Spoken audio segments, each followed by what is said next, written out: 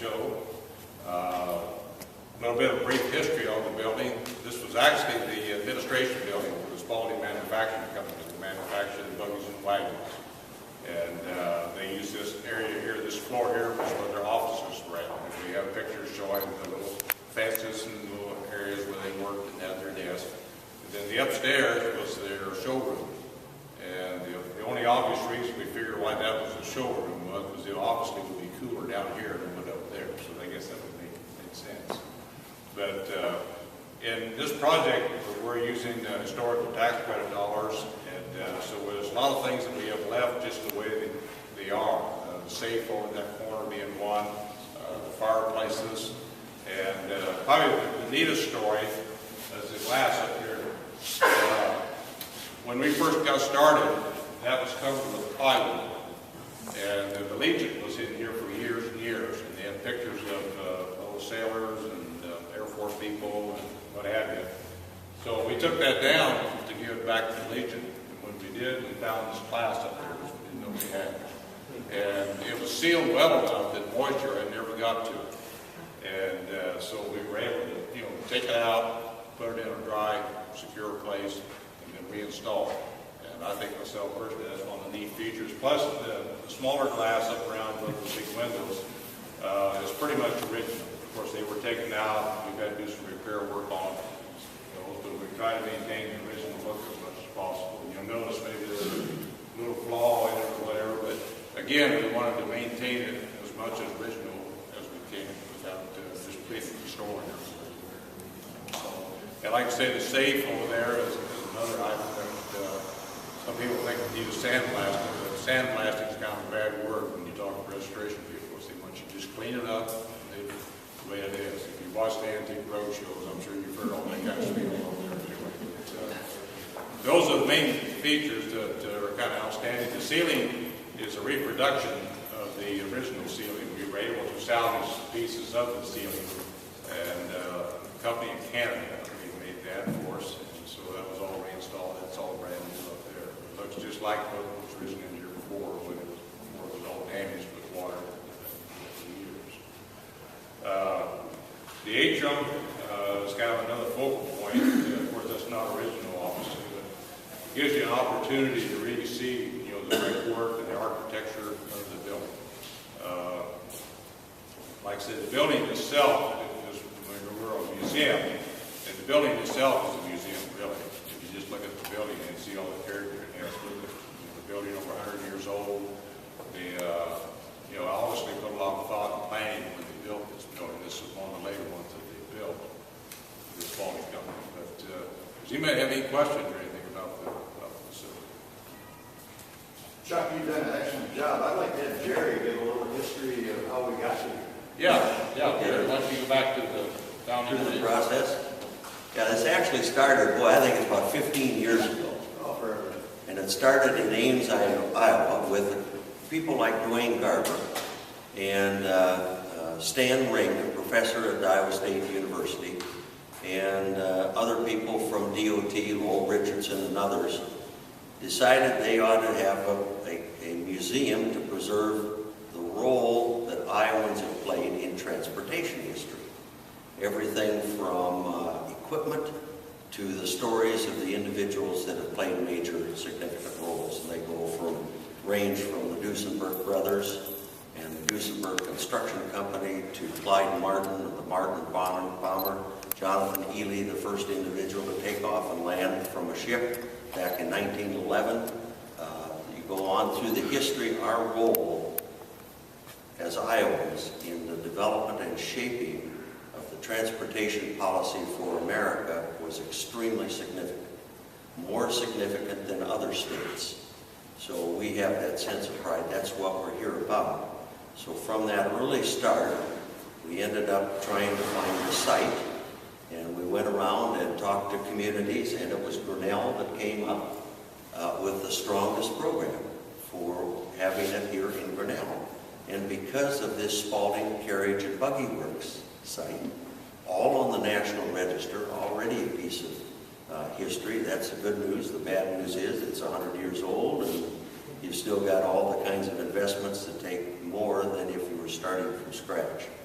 So, but it's that kind of commitment that makes it exciting for visitors to come and see the site. We've got lots of announcements that are going to start coming out in the next few months. We ended up selecting Grinnell, of course. We ended up buying the site with a shoestring, and we've raised to this date about $8.5 million. And transportation's not on the tip of your tongue for wanting to have an interest in or express. But we think when you start to hear the stories, you'll get excited. It's major things in a major role. Everything, even from Billy Robinson, right here in Grinnell, set some of the long-distance airplane records and altitude records as well. So there's a lot of history here. You've got one of the greatest depots right on the crossroads. You've got all kinds of great people in the community doing the right kind of things. So we couldn't have made a better selection. We couldn't have made a better proposal to have us here. So we're excited, and running a museum is not a for-profit venture. And you know that. So we're going to spend a lot of time marketing this floor and that atrium for events. So you know of regional meetings that can scale probably 250 to 300 in size. This is the site to start talking to us about, because we'll need to get some revenue flow out of rental space. The museum will be on the next floor up, plus you'll see remnants or pieces of it as you go into the atrium and things like that. The Spalding car, the only piece that we've got left, is right now up in Marshalltown. It'll be brought back here and displayed when we've got all the working efforts done on the site. So that's more than you probably wanted to hear about the project, but it's a quick summary. We've got to raise a lot of dollars yet. We'd like to get the second phase, which is to the south. We'd like to get that building redone so it matches the quality. Here, right now, it's kind of conspicuous. Maybe there's a good purpose in that. I don't know. So, anyhow, if you know of leads or ways to use this facility, please contact Chuck. And if you know of leads to help raise money for us, we need that. So that's it. Thank you for coming. One other quick item we talked about events. We've got two scheduled in May, and the one really special to us is our 4th annual Hero Ceremony, and that will be Friday, May the 18th. If you've followed us around for the last few years, we've been at the high school, the library, the Elks, and we're excited to host that here this year. And we got some real exciting candidates to induct this year, and so there'll be some news media coming out on that. But that's that, and like I say, we have another event that we're still working the details on. We've got them started and everything, and it becomes kind of a catch-22 to make sure that everything's in place so that we meet all the requirements for accessibility and everything. Could I add something? Yeah. Some of you have seen in the local paper Chicago to Omaha train issue. There's a website you can call or a website you can look at, or an 800 number. In our Dream of Dreams, there'll be a depot at this end, at far end of the building, that building that isn't finished. And it would be a train stop that we're trying to negotiate. If we get the route that we want through Iowa City to Des Moines to here, through here, we'll get it to stop, hopefully, and make a train stop. And the college and the town would benefit immensely from that. So get on that website if you can and throw your comments at it, because it is a grassroots issue. And the money is there if we get enough support. And it would be a terrific scenario, I think, to have a high-speed rail from here to Chicago, here to Omaha, here to Des Moines, here to Iowa City. Make life pretty simple for a lot of people. I mean, anyway, that's all I have. What was the website? What was the website? Do you remember it, Gordon? It's in the latest edition of the Grinnell Herald Register paper. You can also look it up on the Iowa Department of Transportation website. Okay. The other comment I'd like to make, I'm glad to see that the Chamber is now a partner of the Greater Des Moines Area Partnership. I think that really bodes well, not just for Grinnell, but for this project too, in building a strength of relationship, that everything doesn't have to assets around the estate that are garnered for it. So we're happy to have that. We are in fact meeting with them tomorrow Okay. in town here. Any other questions or comments? You said the display for the cars was upstairs? Yeah, when they originally had the factory going, it was mostly buggies and wagons that they had How upstairs. did they get them up Well, you notice there's a ramp out here. there? Okay. When the buildings were in full operation, and I can show you a picture here of one here, they had several buildings around and even across the street. But buildings in this block here, they had connected with catwalks, so they could push the buggies and wagons area to areas they worked on. And, you know, people were thinking back then, you know, and matter of fact, that building over there, that west building, there's rails, just like railroad track, that they could, you know, put their cart and on a wheel around. So they were, you know, they were thinking all the time on that. That's how they did it. The cars, I doubt very much that they ever got them up there. You're thinking that skywalks are a relatively new thing. They're not at all. That's what these were, skywalks were made the buildings. And that's part of the reason we have the walkway out here, besides just showing off the building, but there actually was one from the second floor over to the second floor of that. We've got pictures of that. Those represent bridges, by the way, when you go on the walkway, so that's part of transportation. I guess in our tour here, unless you may ask more questions, we'll probably just be on the bottom floor. We still got some construction going out there, so from the safety aspect, we'll take you up the stairs over here, and the elevator hasn't been totally completed yet, so we don't have access to that. But then we can come back down and you know, go out through the atrium. And again, be extremely careful because, like I say, we're still in construction mode. One of the neat stories about the building, or a question I get asked commonly, you know, we had the fire about a month after we started, and the first question people said, well, how much did that put you back? It really did set us back in the sense that we were going to demolition of this old building. Because we got done with the cleanup and everything of the fire, we wanted it to be where you can stand in the basement, you can see all the way to the top. And believe me, this is a big building when you stand in the basement like that. At the same time, we took the basement down another 4 feet, and we can show you that there too, so we could have a usable facility. Because originally the basement was only about 5.5 feet deep. And so they took it down 4 feet, and what they did, a process called underpinning. We went completely around the exterior of the building on the inside, and cut out 4-foot sections, put re-rod in, and dug down the concrete, and just worked our way around the building. This is what we were doing a year ago at this time, and about a year and a month ago at this time. I know a lot of people thought, when are they going to do something?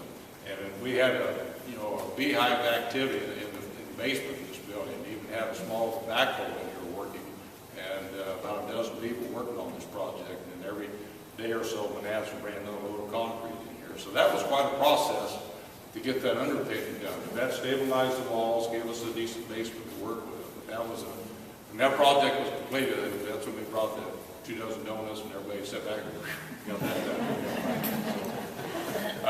I could go on and tell you more stories about this. It's been an extremely fun project to be involved in. And Channel 12 came down and we did about a 20-minute documentary. I don't know if you've seen that or not on the Channel 12 here in Grinnell. We got a new feature called Around Grinnell or something like that we did that. And so that was kind of fun, to tell the story. But I could go on for another 2 hours. I realized we got other things to do here. So, unless there's any questions, why don't we go through those doors? And again, be careful because we're in the construction mode. We'll go up and show you the second floor. It's not quite as impressive as this, yet it is, because you get a better view looking down into the atrium. And up there. I'd just like to commend you guys. We simply, been going by here watching this for years, and just to solidify the structural integrity of the building to make it so you can start doing stuff like this. And this is fantastic. And if you'd be able to go south and refurbish and add a museum and add a depot stop is a tremendous vision. And have you thought far enough down the road? I mean, how many visitors do you think that you know, once it's fully complete, are you know, 15, 20, 25,000 people a year? Or? We've done a study on this in our campaign book. I'll give you one of those booklets if you haven't got one. We laid out about a 5-year plan. That's what we anticipated. We were talking about, you, I don't quote me on the exact figure, but you would have like the first year maybe 15,000, 12,000 was it. After you get the initial visits, it's going to back off some. But yes, we did a pretty detailed study on as far as the visitors. And that was based on having the whole museum completed itself. But, as I've said before, some of the comments where it was on KGRN or whatever, you know, to me, this is the next renaissance in Grinnell, in this area. I mean, we all watched the library in that area over there evolve from a bunch of old houses, kind of a trash-looking area, to a beautiful location, even down to somebody finally painted a mural on the bowling alley. That never been helped. But, you know, this area, I believe sincerely, and that's why I've been in this project going on my 5th year, that this is another area, the next area of Grinnell, that you're going to see a lot of exciting things at. And, you know, the Henry Spalding, the guy did so much for Grinnell. And I've researched and read every bit of history on the man that I can. But J.B. Grinnell did a lot of neat things for Grinnell. Got Grinnell established and started. But this man came here, and being in the retail business, you can understand this. Came here with a one-man operation, started building buggies, built this into an operation where he had over 350 people working for him. And during the process of about 30 years or 25 years, they built over 10,000 buggies and wagons. And they're still descendants of the people that came here. Because there's the same old philosophy that we live for now, or live in now. You start a business, you create jobs, people move in. And Henry Spalding did that. He served on the council, he was mayor of Grinnell, he was a state representative in Des Moines, and you know, just did so many neat things. And it's good that we don't forget that. And by keeping these buildings alive, we preserve that area. When you have events here, will you cater meals? We won't ourselves. We're at the event, we're out there.